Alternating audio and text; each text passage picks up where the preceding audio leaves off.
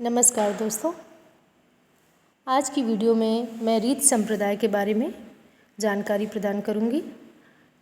रीति संप्रदाय के आचार्य कौन हैं, वो किस सदी के हैं और रीति शब्द का जो काव्य शास्त्र में प्रयोग है वो किस प्रकार से हुआ है, इस संदर्भ में हम लोग आज जानेंगे।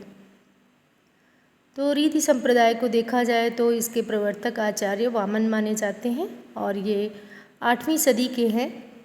यद्यपि रीति शब्द का काव्य शास्त्र में प्रयोग वामन से पहले ही प्राप्त हो गया था, तब उसका व्यवस्थित स्वरूप और विस्तृत जो व्याख्या है वो नहीं हुई थी। सर्वप्रथम वामन ने ही इसे व्यवस्थित रूप से प्रस्तुत किया है।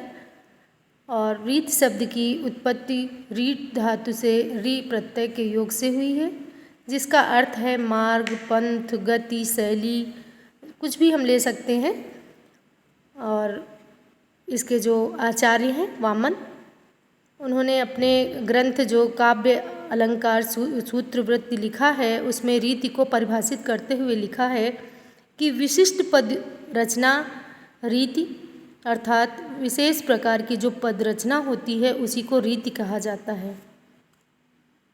आगे वे विशिष्ट को स्पष्ट करते हुए कहते हैं कि जो विशेष गुणात्मक, अर्थात यह विशिष्टता जो गुण से आती है, एक ऐसी विशेषता जो गुण से प्राप्त होती है, गुण से आती है, और इस प्रकार उसको कहा गया है कि काव्य में गुणात्मक पद रचना को रीति कहते हैं। और गुणात्मकता से अभिप्राय जो ओज, प्रसाद, माधुर्य आदि काव्य के गुण हैं उनसे प्राप्त होती है।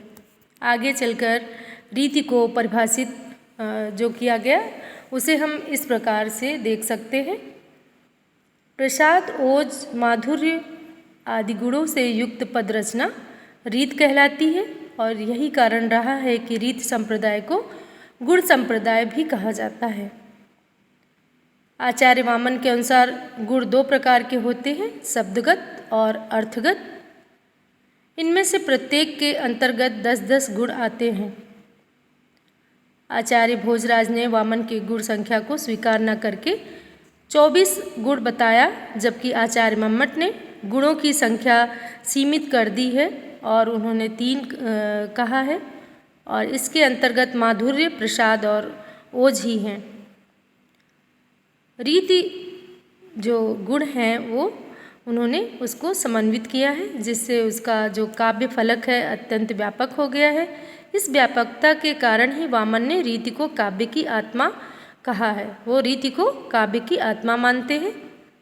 रीत आत्मा काव्यस्य, इसीलिए उन्होंने कहा है, वामन ने रीत आत्मा काव्यस्य कह के रीति को काव्य की आत्मा कहा है। और रीति के 3 भेद किए हैं, जो वैदर्भी, गौड़ी और पांचाली रीति उन्होंने मानी है। आचार्य वामन के अनुसार देखें हम तो वैदर्भी रीति में सभी गुण रहते हैं, जबकि गौड़ी में केवल 2 रहते हैं, ओज और कांत। पांचाली में भी देखें तो जो पांचाली है रीति उसमें भी 2 ही गुण रहते हैं, माधुर्य और सौकुमार्य। इन तीनों रीतियों के भीतर काव्य इस प्रकार समाविष्ट हो जाता है जैसे रेखाओं के भीतर कोई चित्र समाविष्ट हो जाए, इस तरह से माना गया है।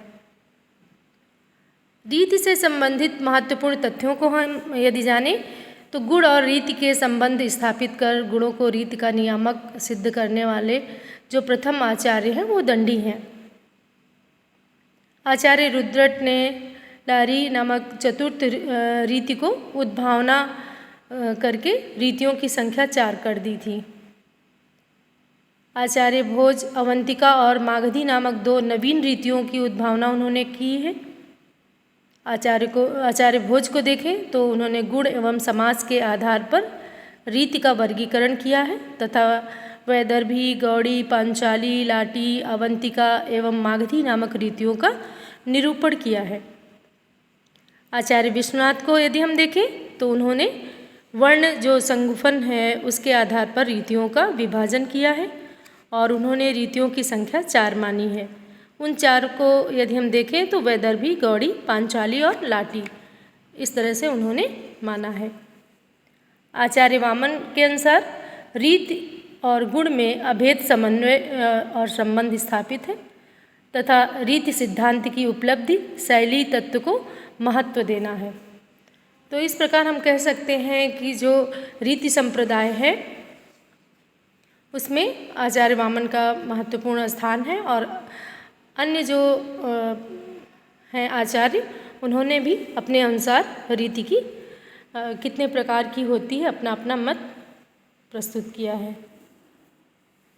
अगली वीडियो में हम एक अन्य संप्रदाय के बारे में जानकारी देंगे, वक्रोक्ति संप्रदाय के बारे में, कि वक्रोक्ति संप्रदाय क्या है और इसके जो आचार्य हैं वो कौन हैं और उनकी जो संप्रदाय है उसकी क्या खासियत है, इन सब के बारे में जानेंगे। आज की वीडियो में इतना ही। नमस्कार।